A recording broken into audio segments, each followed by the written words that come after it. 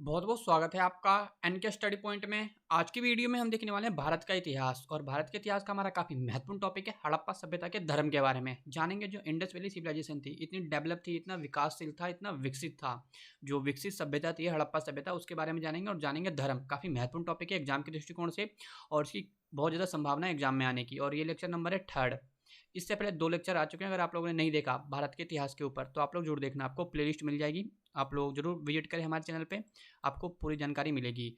और स्टार्ट करते हैं, देखते हैं धर्म के बारे में या सिंधुगाड़ी सभ्यता के धर्म कैसा था। यहाँ पे धर्म किसकी पूजा होती थी, वर्शिप जानेंगे। नेचर क्या था, नेचर के बारे में, नेचर की पूजा करते थे कि नहीं करते थे। चलो स्टार्ट करते हैं हड़प्पा सभ्यता के धर्म के बारे में। तो धर्म आपको पता होगा, टेराकोटा। टेराकोटा क्या होता है, जो मिट्टी की मूर्तियाँ या काफ़ी सारी मूर्तियाँ मिली यहाँ पे, जिससे हम जानकारी मिलती है कि यहाँ पे पूजा बहुत मात्रा में होती थी। यहाँ पे लघु मूर्तियाँ, छोटी मूर्तियाँ मिली है, महिलाओं की मूर्तियाँ मिली गई। यहाँ पे चित्र भी पाए गए हैं, कई प्रकार के पाए गए हैं। लाइक टेराकोटा की लघु मूर्तियाँ पर एक महिला का चित्र पाया गया है, एक महिला मतलब लेडी।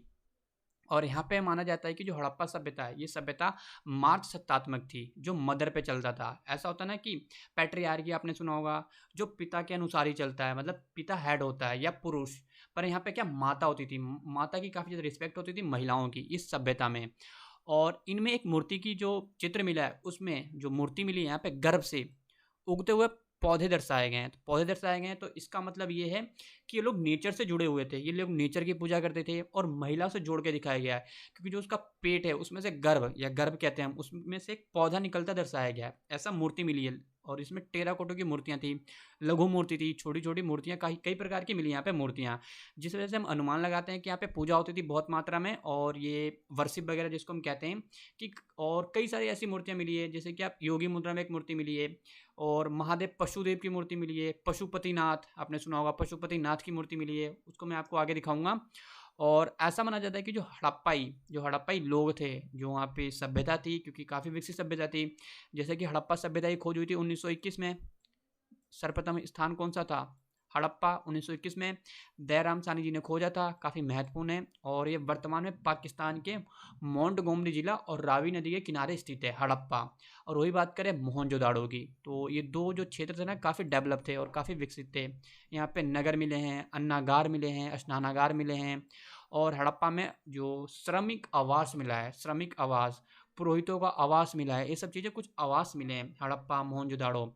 और मोहनजोदड़ो की खोज हुई थी 1922 में राखालदास बनर्जी द्वारा या आर डी बनर्जी द्वारा, जिसको हम कहते हैं 1922 में। ये कहाँ पे स्थित है, वर्तमान पाकिस्तान में लरकाना जिला और सिंधु नदी के किनारे स्थित है। याद रखना, मोहनजोदड़ो के बारे में आपसे एग्जाम में डायरेक्ट पूछ सकते हैं, एमसीक्यू में, कई अन्य एग्जाम भी होते हैं वहाँ पे ही पूछ सकते हैं। और इनमें से भी क्वेश्चन बन सकते हैं कि यहाँ पे किसकी पूजा होती थी, किसकी पूजा नहीं होती थी।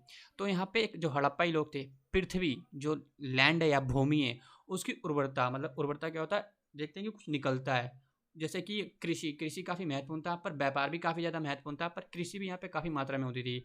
आपको पता होगा जो सिंधु सभ्यता के लोग थे, इन्होंने दुनिया को कपास दिया है, कपास। सर्वप्रथम कपास का उत्पादन यहीं पे हुआ था, यहीं पे उपयोग हुआ था कपास का। कहने का मतलब ये है।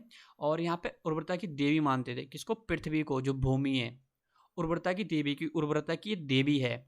और पृथ्वी की पूजा उसी तरह करते थे, तो ये लैंड की पूजा करते थे। और यहाँ पे एक मूर्ति मिली है जिसमें से पेट में से एक पौधा निकलते दिखाया गया है, एक महिला का। आप लोग देख रहे होंगे, आपको इसमें काफ़ी मूर्तियाँ दिख रही होगी स्क्रीन पे, टेराकोटी की मूर्तियाँ सारी, आपको इसमें पता लग रहा होगा। ये वाली मूर्ति देखो, और ये वाली मूर्ति देखो, आप लोग स्क्रीन पे दिख रही होगी आप लोगों को। और ऐसा माना जाता है कि जो मिस्र की सभ्यता थी, जिस प्रकार मिस्र के लोग नील नदी, जो नील रिवर है ना, उसकी पूजा करते थे, उसी रूप में ये भी करते थे। नील नदी की जो पूजा होती थी देवी के रूप में, जो मिस्र में जो नील नदी है, जिसको हम इजिप्ट की सभ्यता कहते हैं, इजिप्ट आपने सुना होगा, इजिप्ट सिविलाइजेशन या मिस्र की सभ्यता, इन्हीं की सब समकालीन है। आपने सुना होगा मेसोपोटामिया की सभ्यता, वहाँ पे दो नदियाँ काफ़ी प्रमुख थी, दजला और फरात, ये उन्हीं के समकालीन है हड़प्पा सभ्यता। हड़प्पा सभ्यता काफ़ी महत्वपूर्ण थी और ये नगरीय सभ्यता थी, सबसे ऊंचाइयों पे पहुंच गई थी, सबसे डेवलप थी। और इवन जो अंग्रेज थे या ब्रिटेन वाले लोग थे, एक थे मॉर्टिवर व्हीलर, 1944 में पुस्तक आई थी इंडस वैली सिविलाइजेशन के ऊपर। उन्होंने कहा था कि ऐसी सभ्यता भारत में विकसित हो ही नहीं सकती, ये सभ्यता कहाँ की है, मेसोपोटामिया की सभ्यता है, क्योंकि ब्रिटेन वाले ऐसा मानती नहीं कि भारत में ऐसी सभ्यता होगी, क्योंकि जब ये सभ्यता फली फूली तो उस समय अंग्रेज लोग जंगलों में घूम रहे थे और हमारी सभ्यता काफ़ी ज़्यादा विकसित हो चुकी थी। यहाँ पे नगर स्थापित हो चुके थे, बहुत डिस्ट्रिक्ट हो चुके थे। आपने देखा मोहनजोदाड़ो, हड़प्पा, कालीबंगा, राखीगढ़ी, ये कुछ क्षेत्र हैं। चन्हूदड़ो, लोथल, लोथल पे तो बंदरगाह मिला है, भोगवा नदी के किनारे स्थित है गुजरात में। लोथल, कालीबंगा राजस्थान में, राखीगढ़ी हरियाणा में, ये कुछ क्षेत्र काफ़ी महत्वपूर्ण क्षेत्र थे। यहाँ पे बहुत सी चीज़ें हमें मिली है। कालीबंगा तो अभी वर्ल्ड हेरिटेज में डाल दिया गया है कालीबंगा को। अभी न्यूज आई है, करंट अफेयर है, काफ़ी अच्छा न्यूज है कालीबंगा के ऊपर। तो ये हड़प्पा सभ्यता से काफ़ी चीज़ें मिली है और अंग्रेजों ने इसे माना ही नहीं, एक्सेप्ट ही नहीं करा कि हड़प्पा सभ्यता इतनी विकसित हो सकती है, और भी हिंदुस्तान की भूमि पर। माना ही नहीं, पर यहाँ पे हुई थी और उनके मुंह पे तमाचा भी पड़ा था।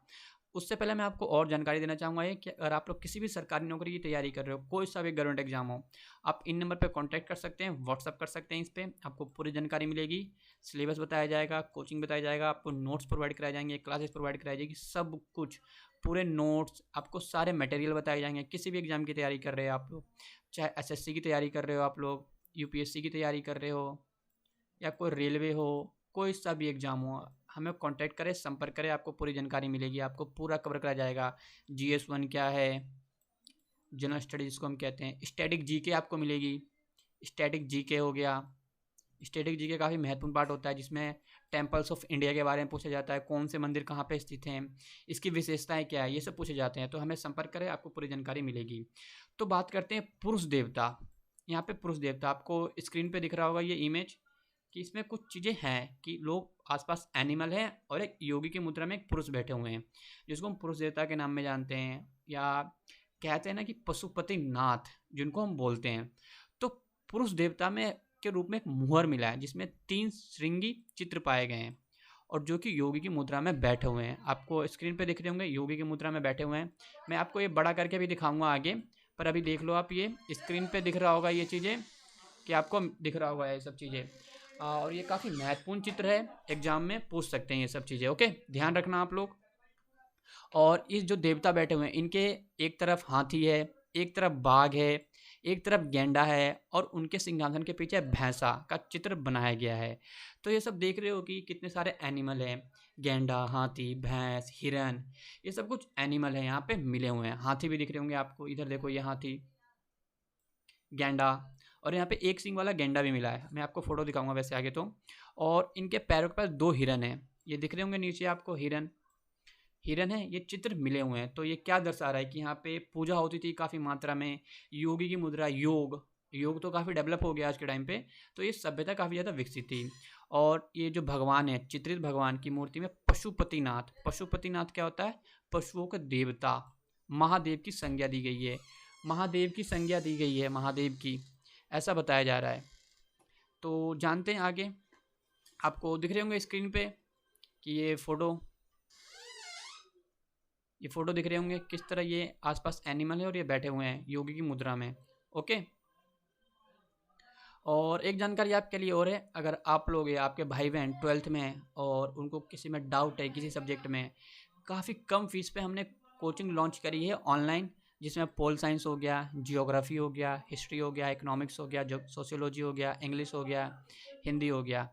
इन पे संपर्क कर सकते हैं आप लोग, अगर आप लोग कोई डाउट है हड़प्पा सभ्यता या आपका कोई सा भी सब्जेक्ट हो, इन पे संपर्क करें। इन नंबरों पे आपको व्हाट्सअप नंबर दिए गए हैं, आपको पूरी जानकारी मिलेगी, सब कुछ समझाया जाएगा, पूरा जीरो से स्टार्ट होगा सब कुछ, कोई सा भी सब्जेक्ट आपका वीक है तो।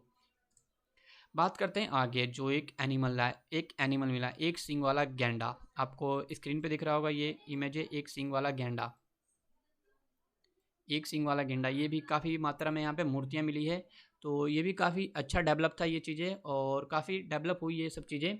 तो यहाँ पे काफ़ी चीज़ें मिली है, तो ये भी मिला हुआ है। और यहाँ पे क्या मिला है, अनेक पत्थरों पर लिंग तथा स्त्री जनन अंगों के चित्र पाए गए हैं, तो ये भी मिला है यहाँ पे। और सिंधु घाटी सभ्यता लोग वृक्ष या पशुओं की पूजा करते थे, वृक्ष मतलब नेचर से जुड़े हुए हैं डायरेक्ट, और आज के टाइम पे भी मिलता है। यहाँ पे क्वेश्चन भी बन सकता है कि क्या ये वृक्ष की पूजा करते थे, नेचर से जुड़े हुए थे, बिल्कुल जुड़े हुए थे नेचर से। पशु जो एनिमल्स हैं उनकी पूजा करते थे। और इनमें सबसे महत्वपूर्ण एक चित्र पाया गया, या जो कहते हैं एक मूर्ति पाई गई है, एक सींग वाला गेंडा था, तथा दूसरा महत्वपूर्ण था एक पशु कुवड़ वाला सांड, कुवड़ वाला सांड और एक सींग वाला गेंडा, ये काफ़ी महत्वपूर्ण मिले हुए हैं। और यहाँ पे काफ़ी मात्रा में ताबीज भी प्राप्त हुए हैं। ताबीज आपने देखा होगा, संविधान प्रणाली, संविधान में युगुल, आपने सुना होगा युगुल, संविधान प्रणाली, ईगुल, ईगुल से समझाया जाता मतलब एक साथ दो को, और इनके साथ ना कुछ दफनाया भी जाता था।